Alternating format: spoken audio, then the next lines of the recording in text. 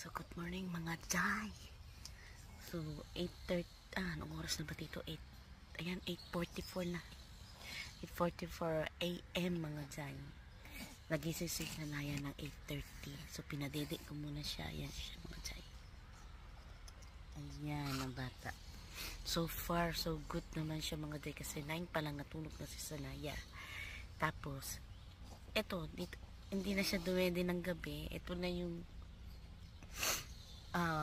dede niya. Straight siya natulog mga Jai. Walang gising-gising talaga. Pero napuyat kami kay Sarah. Grabe ang Sarah mga Jai. Until 11, hyper pa ang Sarah. Ayaw niyang matulog mga Jai. Lundag dito, lundag doon. Iniinis niya talaga kami mag-asawa kagabi. Buti na lang si Sana hindi na nagigising sa ingay niya ba. So, yan mga Jai. Ngayon, knock out. Tulog yung mag-ama ko mga Jai. Yes. Tulog pa yung mag-ama ko. So, ngayon, iniisip ko mag-sibak ng kahoy. Tapos, mag-start na tayo mag-fire. Kasi mamaya mga Jai, pupunta kami sa sunbath. Dadali namin si Sarah. So yun, hintayin ko muna magising itong aking mag-ama. Kasi puyat din itong tatay, gawa ng nagising din siya ng alanganin kasi biglang lumamig mga Jai. Lahat kami kagabi, walang mga kumot. So, ayan. Hintayin muna natin siya magising mga Jai. Sibak tayo ng kahoy mga Jai.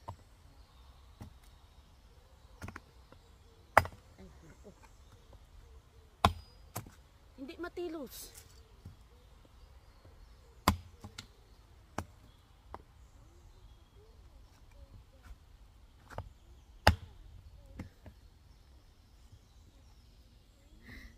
Bakit hindi matilos yung ating?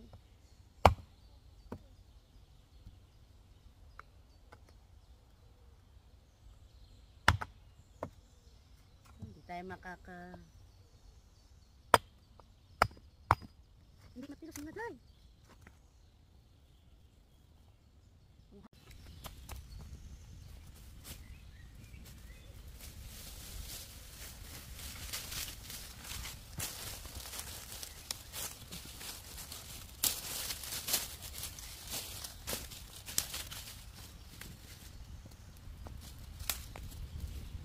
So mga Jai, nagkuha na lang ako ng mga branch o mga ano ba, yung maliliit na pwede natin mapulot.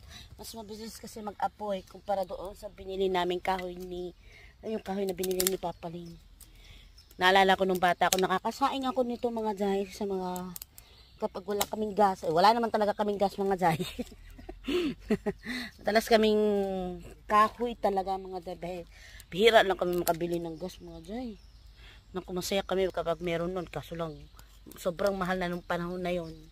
Kaya kahoy talaga. Lumaki kami sa kahoy mga Jai. Kaya sabi ko kay Papa, kahoy talagang kinalakihan namin mga Jai. Tignan niyo, nakapagpapoy kagad tayo. Si Papa, it takes time kahapon. Ngayon o, kabilis natin makapag-apoy.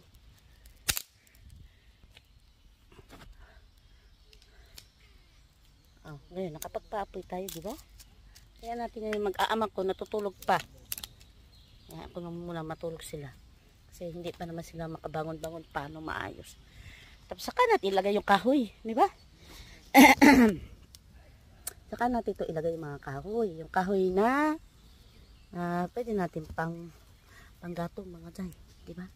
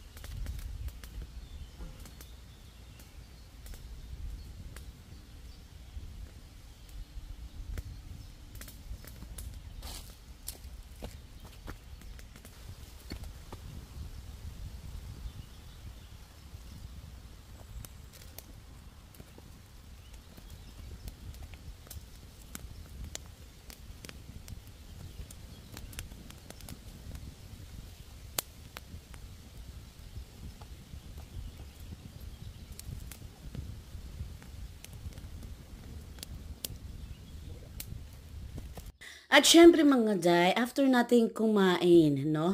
Maghuhugas na tayo ng ating pinagkainan mga day, agad-agad mga day. Hindi natin ito pwedeng itambak na matagal, no? So itong hugasan ay separated mga day, no? Kumbaga marami ang gumagamit nito. At ang kagandahan is malapit lamang ito sa ating tent. Yung talagang pinili namin para hindi kami mahirapan ba? So ang kagandahan dito mga day, yung faucet may malamig at may mainit mga day. Usually dito sa Dalideras mga day ay mainit ang ginagamit sa paghugas. Kaya mapapansin nyo, yung mga matatanda na dito mga day, yung hindi pa bagong generation, no? So kapag naghuhugas sila ng plato, isang balawa lang. Doesn't matter kung may bula pa yan o wala mga day. Kasi nga, mainit yung ginamit nila. So sa kanilang paningin ay malinis na yun mga day. Sa atin syempre, ilang banlaw pa yun para matanggal ang amoy ng tight, diba? Oo, tight kaya gamit namin ng panghugas noon, no? Kaya 3 balaw talaga yung mga day.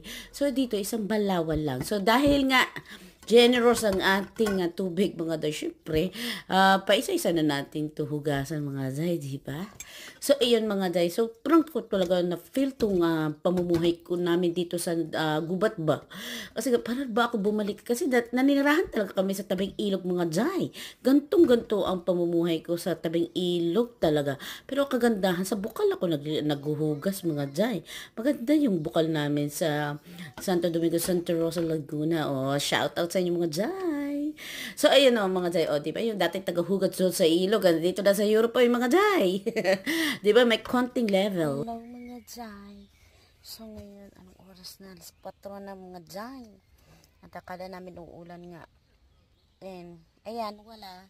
Tulog ang mga person, mga jay. O, diba? Camping, pero mga tulog ang mga person. So, magkape tayo mga jay. Kasi medyo okay ang panahon, hindi ganun kainit at hindi rin malamig syempre mga chay. Samahan niyo ako mga chay. Met een meer. Gewoon buiten zwemmen.